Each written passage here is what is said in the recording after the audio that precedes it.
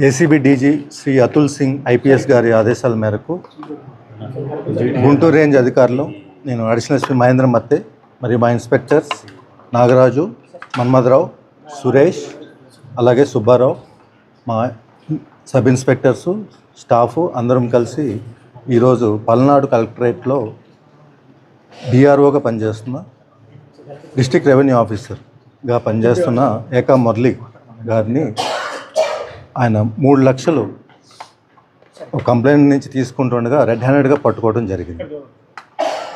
ఈ 3 లక్షలు లంచం అనేది ఆయన 2023లో ఎక్స్సీఎం ప్రోగ్రామ్ సంబంధించి ఒక ఫౌండేషన్ లేయింగ్ ప్రోగ్రామ్ సంబంధించి లంచ్ పార్సిల్స్కి ఒక 41,500 సుమారుగా అన్ని పార్సిల్స్ గాను 37 lakhs బిల్లు ఉంటే అందులో ముందుగా 10 lakhs అడ్వాన్స్ క్లియర్ చేయడం జరిగింది.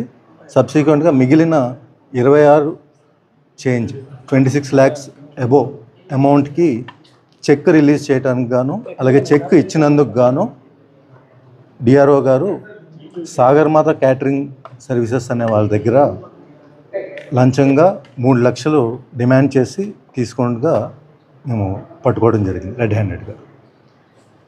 అలాగే అందరూ కూడా 1064కి కాల్ చేసి ఎక్కడైనా అవినీతి జరిగినా కూడా, ఎవరైనా డబ్బులు డిమాండ్ చేస్తున్నా, లేదు అవకతవకలు జరుగుతున్నా కూడా వెంటనే 1064 టోల్ ఫ్రీ నెంబర్కి కాల్ చేసి మీరు తెలియజేయచ్చు.